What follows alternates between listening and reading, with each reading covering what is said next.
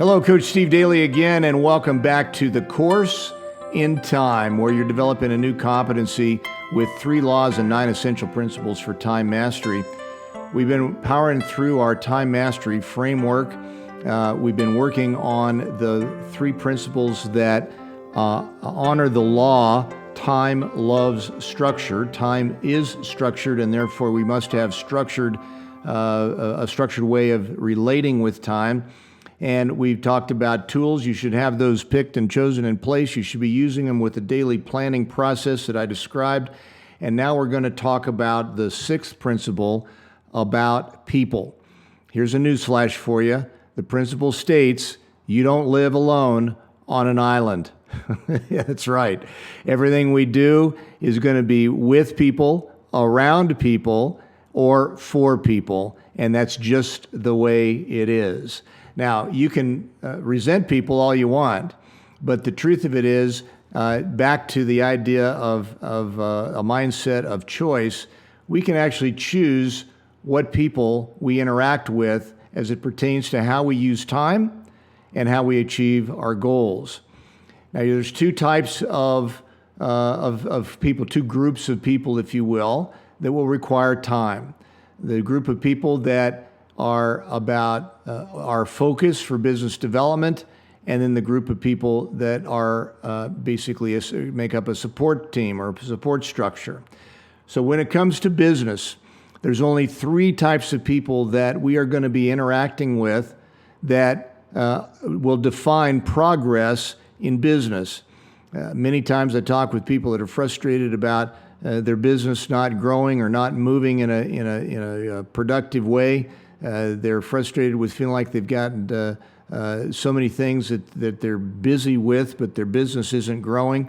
And I ask them a simple question. Tell me about, in your calendar, take a look and tell me about the types of people and the types of conversation that you have in a day. And what we discover is that oftentimes there's much time, way too much time, spent on categories of business activity that are not in one of these 3 categories. And that is new prospects, that is new people that are just finding out about your business and its opportunity the way the business is positioned to solve a problem that they have. Following up with those prospects, because normally people don't make snap decisions about solutions for things. They need to think about it. They need to talk it over with other people. They need to consider how much it costs and budget for it. So we need to embed follow-up activities in the way we organize our time, and we could call anybody that already knows about us a follow-up. They're no longer new, they're a follow-up. And then finally, we want to have people focused in our use of time and the way we plan our time in getting those people started on the path of discovering the journey that we promise in solving a problem that we have been talking to them about. So we're either talking to new prospects, we're talking to prospects that we're following up with, or we're talking to folks that are ready to engage and get started. Now, this might seem oversimplified, but think about it. What else do you need to be, what other types of people do you need to be interacting with in terms of growing a successful business? Now, we have other people in our lives, make no mistake about it, but these are the most important when it comes to business and growing a business. But next, we want to have other types of people in our life that form a structure of support. Remember, time loves structure. That's what we're honoring here. And so we want to create a structure of support. And there's 3 basic personas, if you will, in your life, whether you recognize it or not. There are encouragers, people that are cheerleaders. They're supporting your success. They're rooting you on. They're excited about whatever it is that you have going on in your life. Then you have advisors. These are people that have a specific area of competency or skill that you need to tap on occasion to get direction, get focus, get recalibrated, and on your way to achievement, typically with new insight and new ideas that they've shared with you. And then finally, everyone needs coaches and mentors. You don't have to limit yourself to one. By the way, the difference between a coach and a mentor is a coach is somebody that understands success and what success looks like and can and will be committed to working with you shoulder to shoulder in your process of success. A mentor is someone that's experienced the specific journey or path that you are navigating and can give you their reflections and insight on what it was like when they were doing what you're embarking upon right now. So those are the two categories of people that we have in our lives that pertain directly to our success and how they're broken up. So here's your homework. I want you to assess what types of people do you have in your calendar scheduled to work with on a business front, business development front, and then who are the people specifically in the area of support that you have identified.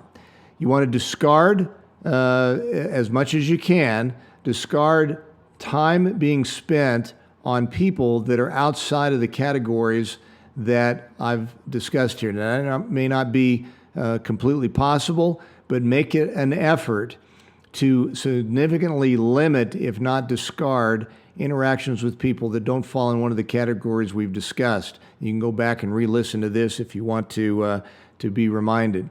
And then we're going to prioritize those people that we need to be spending time on, particularly in the business area.